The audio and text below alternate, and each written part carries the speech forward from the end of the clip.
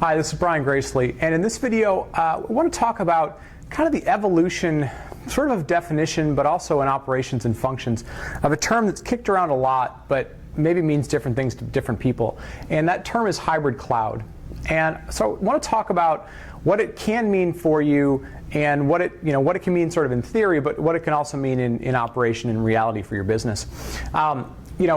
Originally when the term kind of got kicked around, where it came from was this idea that you would have private resources or a private cloud within your own data center. It would be run by your team on your hardware, your applications, and then there would be public resources, public cloud resources that you might leverage. These could be software as a service, these could be Amazon Web Services, these could be people deploying platform as a service types of things from Cloud Foundry or Heroku or Engine Yard or whoever.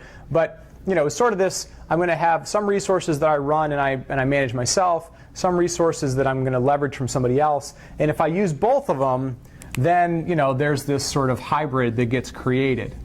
Now, what evolved from that sort of original definition, which is fair, it says, hey, if I use some of this and some of that, it is kind of a hybrid.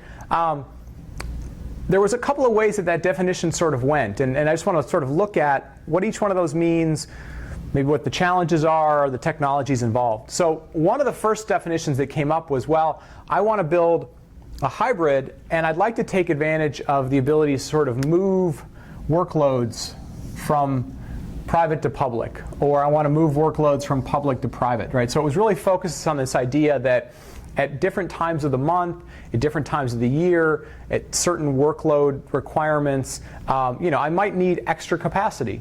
And so in a lot of cases, it was this idea of sort of own the application and then rent the spike.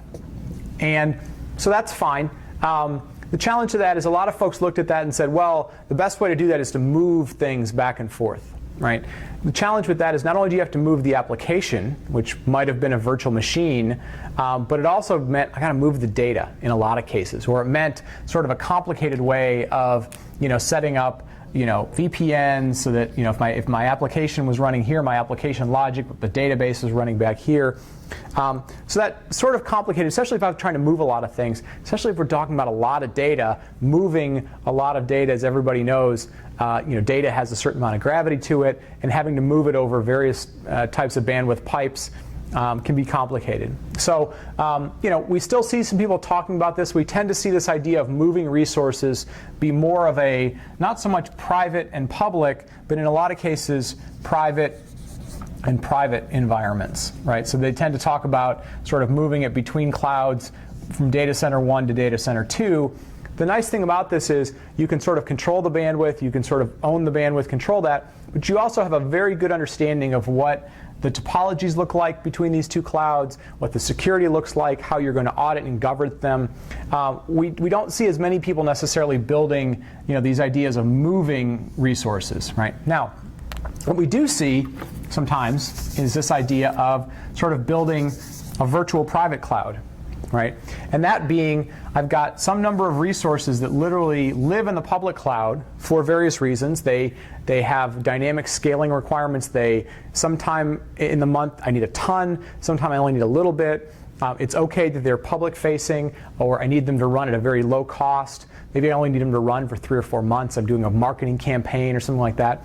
And they will run them here in the public cloud, but they'll have sort of a VPN, if you will, or a virtual private cloud, a virtual private network that will link back to some number of other resources that live in my private environment. And that's a valid use case, a valid sort of definition of what you might call a hybrid environment, where I'm running the resources in the place that makes the most sense, but it does have to have some connectivity or some logical visibility back to other resources. This might just simply be for authentication of users. This could be for archiving data after a week. I'm going to sort of archive the data, move the data back into some other place that I'm going to keep secure, whatever that reason might be. So that's another reason why we sort of, another sort of use case that you might hear around hybrid cloud. Now, another thing that we're starting to see more and more people think about from a hybrid cloud perspective is not to think about it as purely like private and public, so private and public, but to really start thinking about it as, private and multi-public.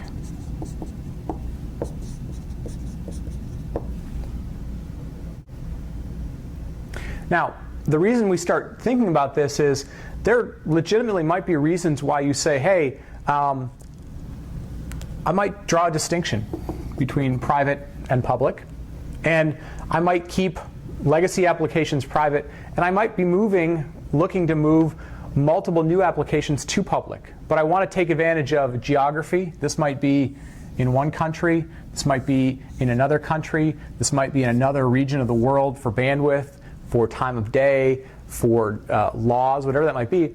And so we're starting to see more and more customers look for strategies that say, hey, I would like to have a single viewpoint from an IT perspective, from a business perspective, of all my resources. And I jokingly have called this sort of a cloud concierge, and I stole the term from a friend named Christian Riley. But the idea of being able to have visibility from an IT perspective that says, where are my resources? And my resources don't have to think about, well, they're going to move from private to public or public to private, but I'm really just thinking about a large number of resources, and those resources might take advantage of different things. This cloud might be great at performance. This one might be the lowest cost cloud I can find. This one might, for geography reasons, be the right one to have, and this one might have certain security or governance things that I have to have for certain applications. But I want to have a single sort of dashboard way of looking at that. And so we're seeing more and more customers, more and more businesses that are saying, my hybrid cloud strategy should really start with this. It should start with this thinking that I should have a view that lets me look at multiple sets of resources, whether they're private or public. But in some cases, I probably am not thinking about this movement of resources all over the place. I'm simply thinking about single viewpoint of what's going on. And this could also include SaaS applications and so on and so forth. Now, it could involve the ability to say, well, if this cloud goes out of business, I want to be able to move it over here. If this price point for this cloud changes, I want to be able to move that. But you would want that sort of logic built into this. So that becomes one of these new sort of ways of thinking that we're seeing more and more businesses, more and more thought leaders saying, hey, if you're thinking about sort of hybrid cloud, maybe don't think about it as this idea of moving things from private to public or public to private. Think about it as leveraging resources, whether they're public and public, multi-public, private and public, whatever it is, and having a single way to orchestrate, to provide services to your business, based on cost, based on region, based on availability, based on performance, based on whatever that thing is that you need. That, I think, is going to become the evolving sort of hybrid cloud mindset, hybrid cloud definition. Not so much about mobility, while that might be useful to say I can make sure that this cloud interoperates with that one, but really about, do I have visibility and control and governance and so forth across a lot of different resources, whether those are in-house resources or external resources. So I'm going to wrap that up. We could get into a lot of things about hybrid cloud, but I just wanted to just sort of talk about this, how hybrid cloud, the definition of hybrid cloud, and the technologies around hybrid cloud are sort of evolving. And you want to think about not just private and public as sort of the two-prong approach to it, but really think about them as resources. Resources are from a global perspective, a cost perspective, a geography perspective, an application perspective, and how do I best leverage any of those resources to solve my business needs that are going to give you a business advantage. Thanks for watching, and have a good day.